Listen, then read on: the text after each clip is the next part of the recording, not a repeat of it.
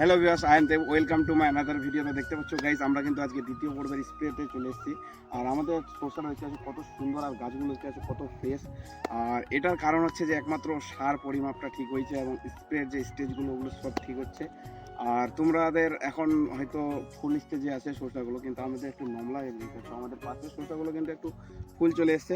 তো কিছু করার নাই, আজকে আমরা দ্বিতীয় পর্বে স্প্রে করছি। আর আজকে কী স্প্রে করছি সেটা তোমাদের সাথে শেয়ার করবো। তো দেখতে থাকো ভিডিওটা। দেখতে পাচ্ছ আমার মতো কিন্তু ক্লিন জলটা ইউজ করার চেষ্টা করবা। দেখতে পাচ্ছ ক্লিন জল মানে হচ্ছে একটা সব থেকে পরিষ্কার, ডিলের জলটা একটু নিবা না। আর এই যে হচ্ছে টাটা রেলিসের যে বরুণটা 20%, এই বরুণটা সবসময় ইউজ করার চেষ্টা করবেন, সব থেকে ভালো বরুণ।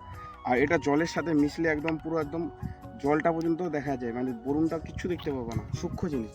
তো এটা আগে ঢেলে দিই। আগে এটা স্প্রে করার জন্য কিন্তু এক ট্যাঙ্কিতে আমরা 50 গ্রাম পরিমাপ দিচ্ছি। মানে এটার হাফ করে আমি কিন্তু কেটে নিয়েছিলাম আগে থেকে, কেন যে আমাদের এটা 20 লিটারের ট্যাঙ্কি। তো আমাদেরকে এখানে 50 গ্রাম দিতে হবে। 50 গ্রাম করে 100 গ্রাম মানে 40 লিটারের বিঘায় আমরাই জল করি। আর তার সাথে সাথে আমরা আজকে আর কি দিই তোমাদের সাথে শেয়ার করি। আর এর সাথে সাথে আমরা আজকে মারবো ন্যানো ইউরিয়া। আর এটা কিন্তু আমাদের দেওয়া হয়ে গেছে কমপ্লিট। আর এই যে দেখতে পাচ্ছ, এটা ন্যানো ইউরিয়াটার পরিমাপ হচ্ছে যে আমাদের এটা যেহেতু 20 লিটারের ট্যাঙ্কি, তো আমাদেরকে 40 ml দিতে হবে, মানে লিটারে 3 ml এর উপরে দিচ্ছি আমরা। এই যে দেখতে পাচ্ছ, এটা হচ্ছে আমাদের ন্যানো ইউরিয়া। এটাকে পরিমাপ করার জন্য আমি কিন্তু একটা ml মাপার যন্ত্র নিয়ে চলে এসেছি। যে দেখতে পাচ্ছ, এটা যে কোনো ওষুধের দোকানে তোমরা কিন্তু পেয়ে যাবে আশা করি। আর এখানে কিন্তু আমি একবার দিয়ে দিলাম, আরেকবার দিয়ে দিচ্ছি। তো আপনাদের তরিগুলো শসাগুলো কেমন আছে সেটা অবশ্যই আমাকে কমেন্ট করে জানাবেন। আর আমার শসার এখন অবস্থা তো প্রচুর ভালো এখন। আর এই স্প্রেটা করে আরও আশা করি যে ভালো হয়ে যাবে শসাটা। আর আমার ভিডিওগুলো কেমন লাগে তোমাদের, আমি এই ছোট ছোট কন্টেন্ট তোমাদের সাথে তুলে ধরি, কেমন লাগে সেটা অবশ্যই কমেন্ট করে জানাবে। আর পরিশ্রম, মানুষ জীবনে পরিশ্রম না করলে কোনোদিন সফলতা পাবে না।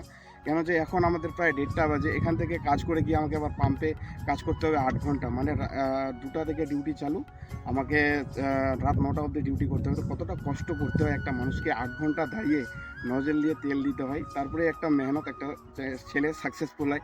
তার মধ্যেখানে আমাকে এডিট করতে হয় ভিডিও, তোমাদের সাথে আপলোড করতে হয় এবং তোমাদের কাছে শেয়ার করতে হয়। আর এডিট তো জানো, একটা ভিডিও এডিট করতে নর্মাল 1 ঘন্টার উপর লাগে। তো তোমরা তো বুঝতেই পারছো একটা ইউটিউবারের জার্নিটা কতটা কঠিন হয়। এবং অনেক লোক অনেক কথা বলে, ওগুলো কথায় কান দিও না। আজ থেকে আমার মতো কন্টেন্ট তৈরি করো এবং ছোট ছোট ভিডিও আমার মতো আপলোড করো, এবং তোমরাও ফেসবুকে পয়সা কামাও। যাই হোক, আমার এখনও পয়সা ফেসবুকে ডলার চালু হয়নি। তো কিছুদিনের মধ্যে আমাকে সেট আপ দিয়েছে, কিছুদিনের মধ্যে ওয়েটিং লিস্টে আছি আমি মনিটাইজেশন। তো কিছুদিনের মধ্যে আমার চালু হয়ে যাবে।